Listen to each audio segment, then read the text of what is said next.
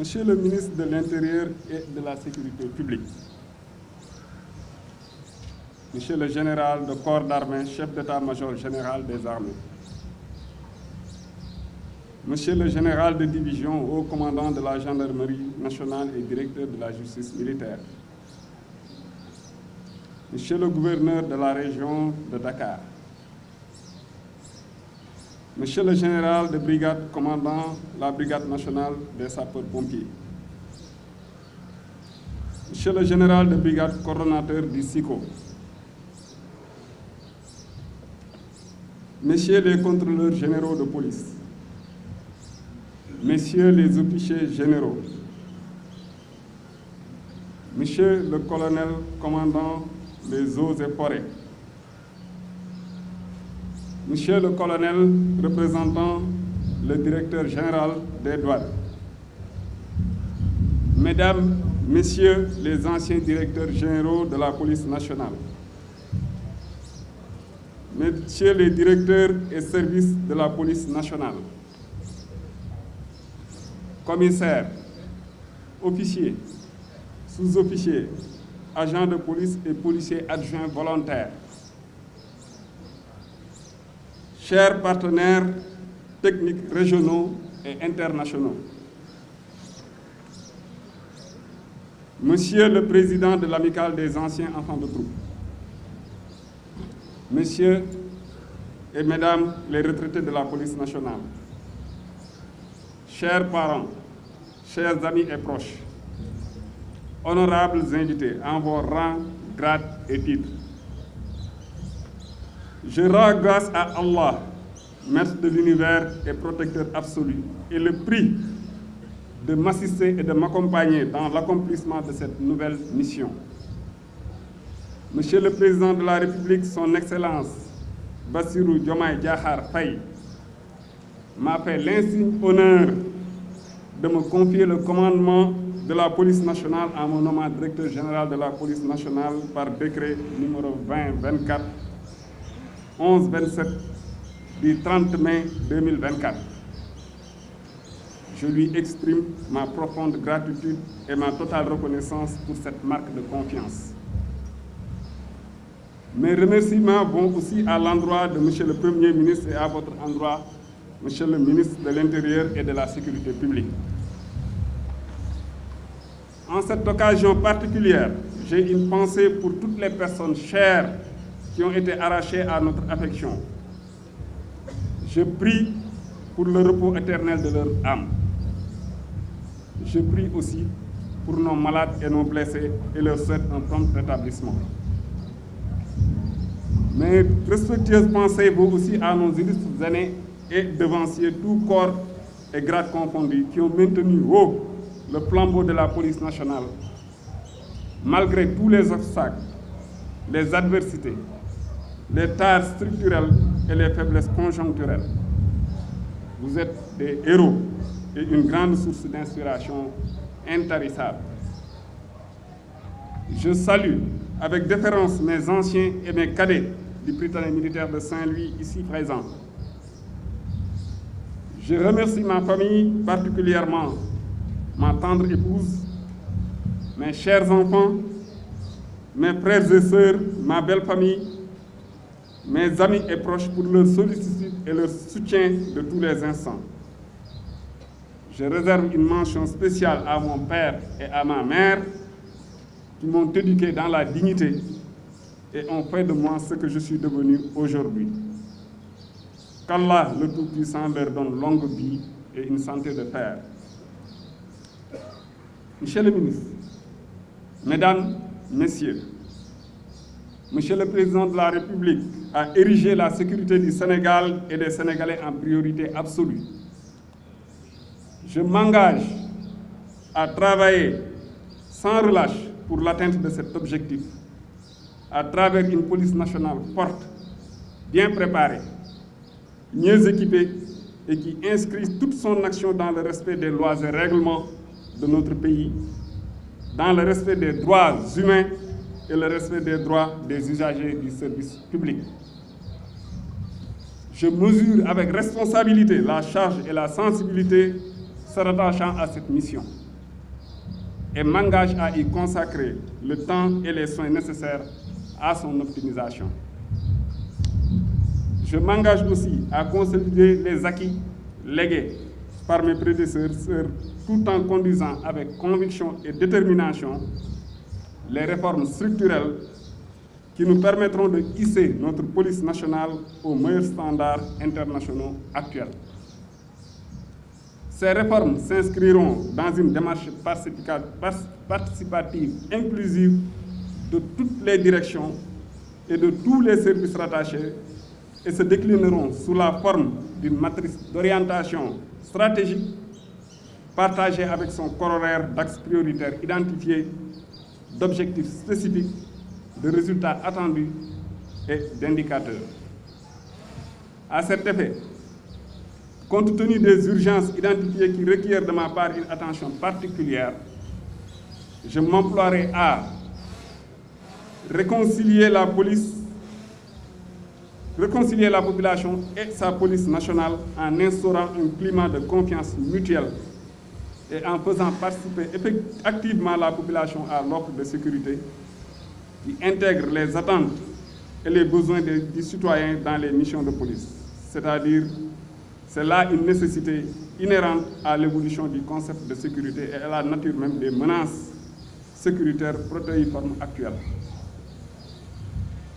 À créer les conditions nécessaires de l'accessibilité permanente des populations aux différents services offerts par la police nationale, par la possible digitalisation et aussi par la remise à flot du numéro vert de la police.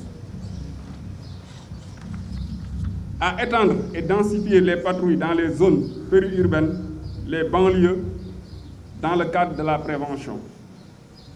À réviser la doctrine du maintien de l'ordre et des règles d'engagement dans le sens d'une meilleure prise en charge de l'impératif du respect des droits humains.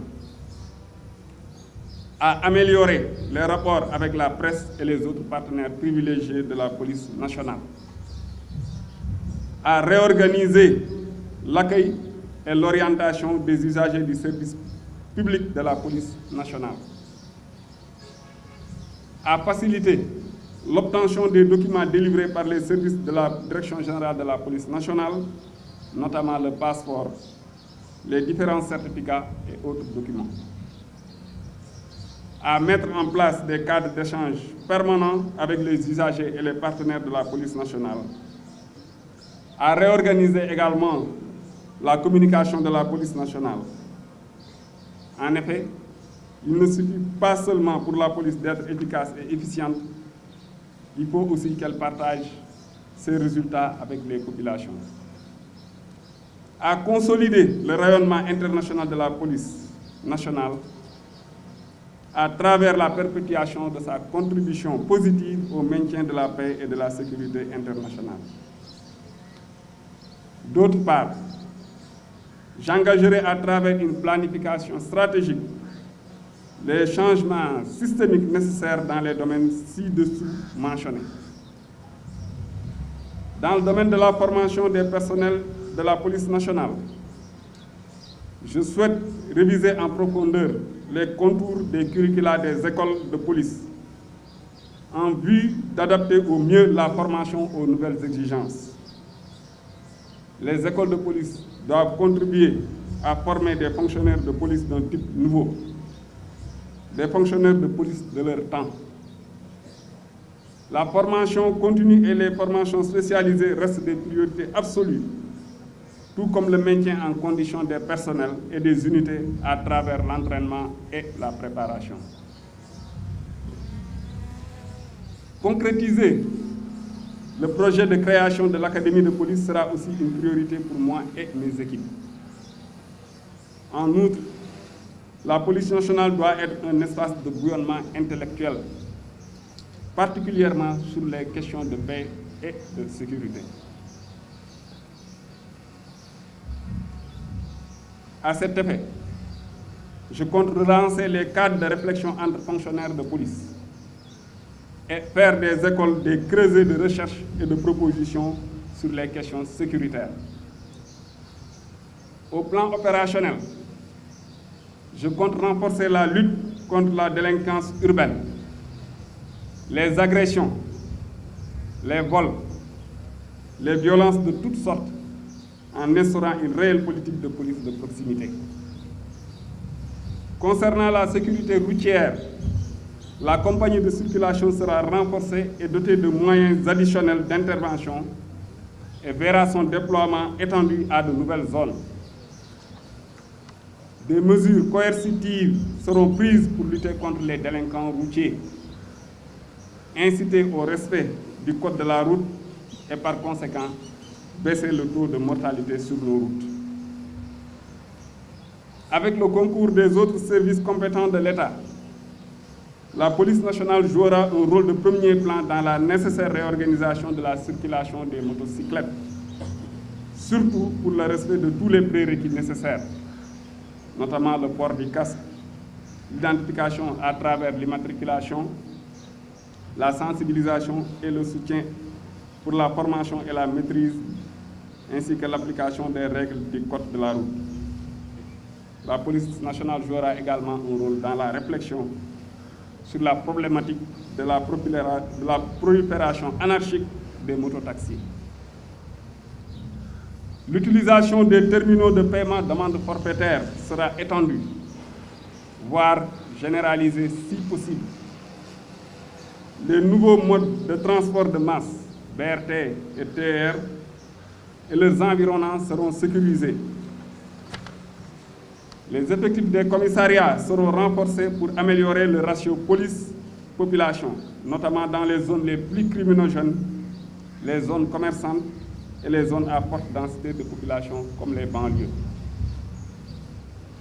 La lutte contre les cybermenaces, la cybercriminalité et les dérives sur Internet sera intensifiée avec un accent particulier sur la protection de la vie privée des citoyens par le renforcement organique et logistique de la Division nationale de la cybersécurité.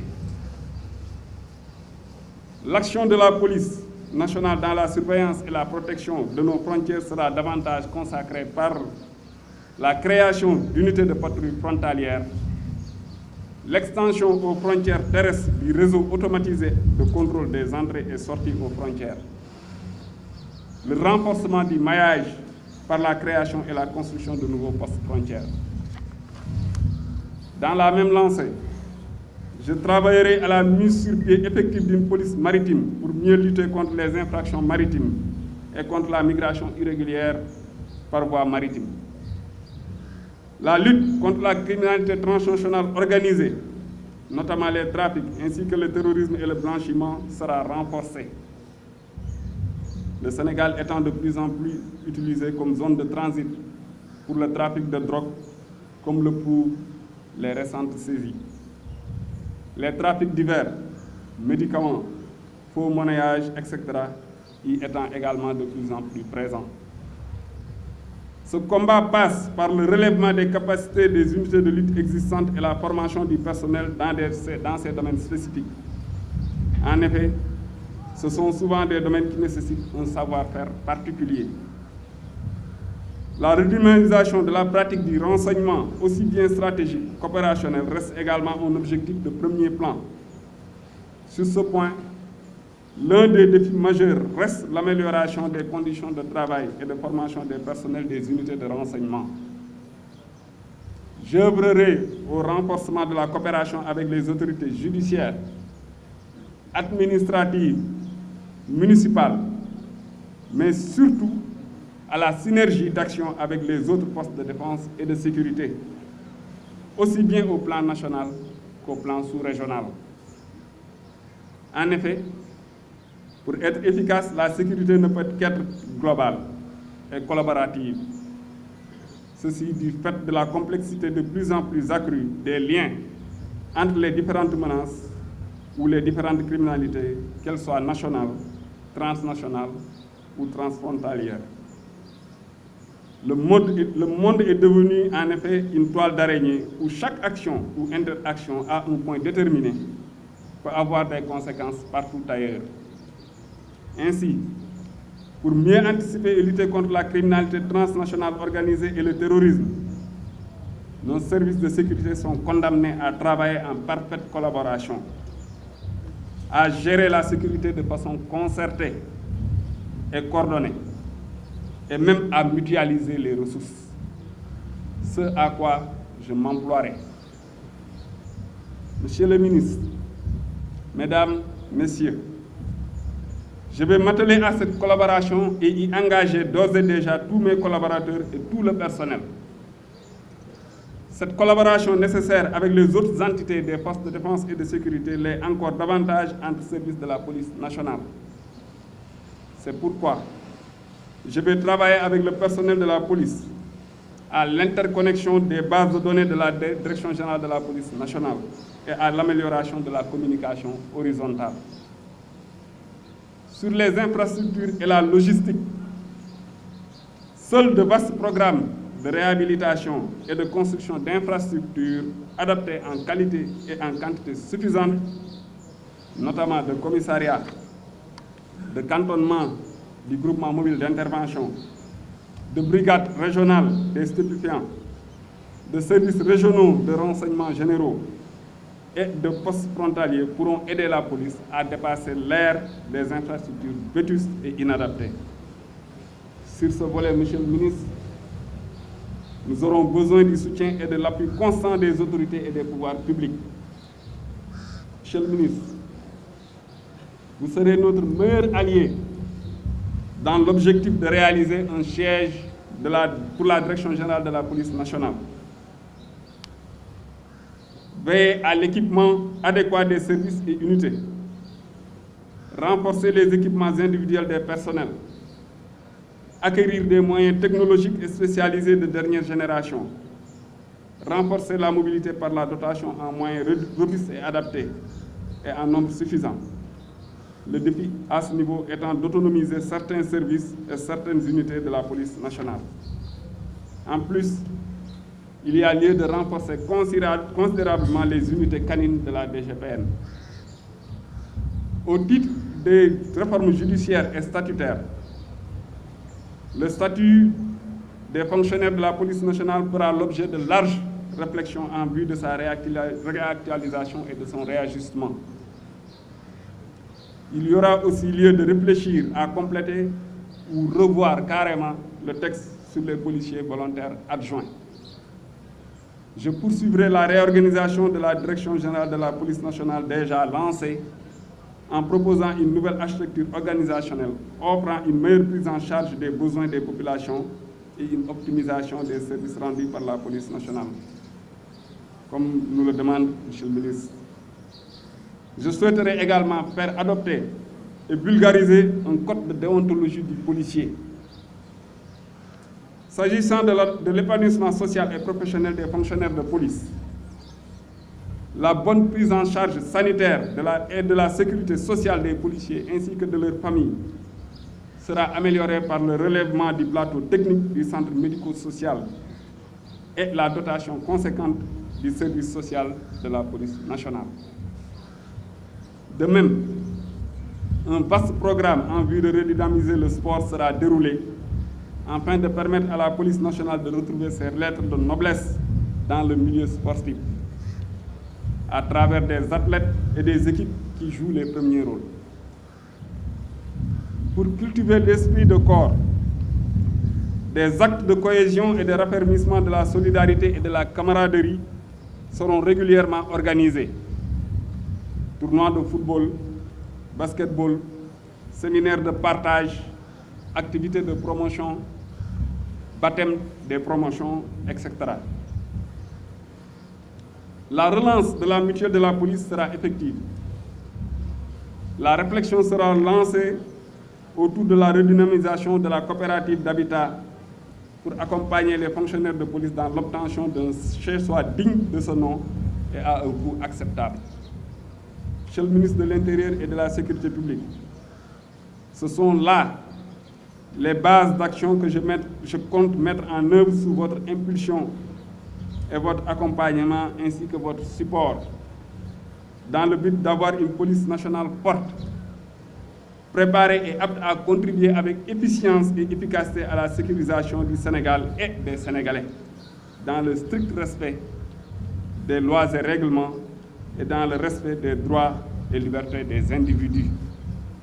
Monsieur le ministre, pour réussir la mission qui m'est confiée et mériter la haute confiance de Monsieur le Président de la République, j'ai besoin du soutien de chacun et de tous. Permettez-moi de lancer un appel appuyé à mes collaborateurs et à mes collègues. Contrôleurs généraux, commissaires, officiers, sous-officiers, agents de police et policiers adjoints. Cette noble mission, je la réussirai avec vous toutes et tous. Je salue votre sacrifice et votre engagement au quotidien. Je consacrerai toutes mes forces à la préservation de vos intérêts matériels et moraux, à votre bien-être et à celui de vos familles.